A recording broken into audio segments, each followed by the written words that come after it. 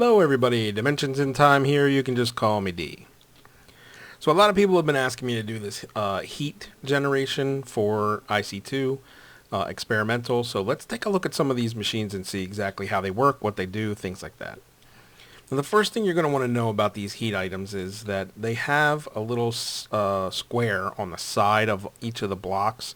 It kind of looks like a little copper stove top. Those have to line up in order for these machines to work. You've got a generator machine and an acceptor machine, okay? With the generator, what you do is you throw a piece of coal in and it heats that little block and transfers the heat over to the next machine. Pretty simple, right? I mean, you line them up, you put them next to each other, and over here I've got a working example. A solid heat generator, which basically just takes some coal and turns it into heat, hooked up to a blast furnace, and that blast furnace is making refined iron for me. Okay, you can see the refined iron there. So, with this machine, when the heat starts getting transferred to it, this goes up and up and up until it gets to 100%, and then your green light comes on. Then it'll take each one of these iron ingots and heat it up and blast air over top of it in order to create this refined iron ingot. Now your leftovers are going to be your slag and your empty cell from where the air came in, the compressed air cells. So you throw compressed air cells in there and iron and you get the remainder, all three of these. You get your refined iron, plus you've also got the leftover empty cell and this little slag, the stuff that's blown off of the heated iron ingot. Now a lot of these machines will take upgrades up in the right corner up here. You can hover over the left side and see exactly what's going to be compatible with it. This machine takes an ejector upgrade and a redstone signal inverter upgrade. They're not very expensive. Basically the ejector is a couple pistons. Maybe the most expensive thing is the electronic circuit. The redstone signal inverter will turn on to off and off to on for redstone when it's applied. A redstone signal applied to this machine with that up in the corner there will be the opposite effect. So pretty simple. We'll be using the ejector upgrade here. All of my examples use the blast furnace as its machine that's doing the processing, but you can use these machines on a lot of other stuff, so we'll get into that. The next generator machine I have is a fluid heat generator. You take a liquid fuel and put it in here, and it will it'll burn it and turn it into some heat. And I've got this basically running and making refined iron again. Pretty simple. Now some of the things that it'll take Buildcraft oil. I'm pretty sure it'll take fuels from Tinker's Construct. You can experiment and see which fuels will work with it, which won't, but it does take a lot of mods, different types of fuel. Now another one is electric heat generator. If you already have a power system and you're generating EU with, like I have an MFSU hooked up to this right here, you can turn that into heat by using the electric heat generator and putting coils in. The more coils you put in, the more heat is transferred. So if I take one out, it's 90%. Take another one out, 80%, things like that. Always best to fill these things up so you get 100% heat transfer. Once again, I've got this making refined iron. And you can see that it's been making it for a while here now. So that's a way to turn electric into heat. Now you also have a nuclear component to it too, the radioisotope heat generator. And all you do is throw some RTG fuel in here, excuse me, and it will translate that to heat. Pretty simple. All of these machines, as you can see, they're all lined up. All of them have that little copper thing, so make sure you're lining them up and you put them right next to each other. Another one here that I have is the liquid heat exchanger. Now what this one does is it takes a hot liquid in and converts it to a cold liquid. So basically the hot liquid comes over here. All the hot liquid runs over top of all these little conductors, these heat conductors, and it translates that into your power. Okay, so you can see I've got this generating also refined iron here. Pretty simple.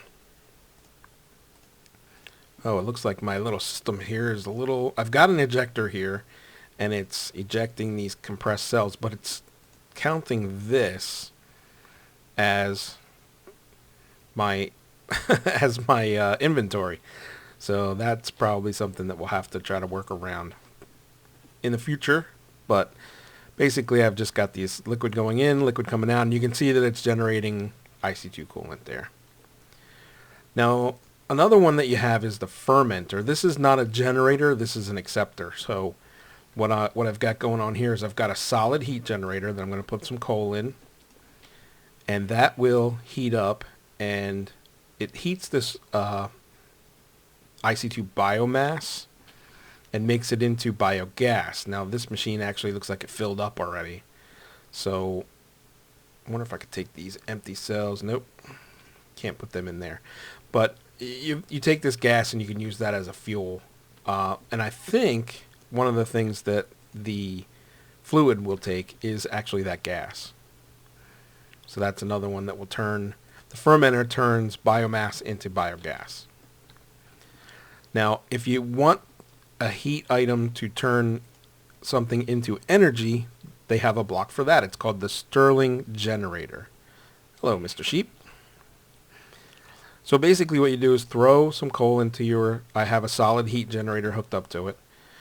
And the Stirling Generator takes that heat and transfers it, translates it into EU. And it'll output 10 per tick. Okay, so that's an easy way to take a little bit of heat and turn it into some energy. So, how do we use this in a real-world application? Well, here I've got an electric heat generator, okay, that's generating heat, hooked up to an MFSU.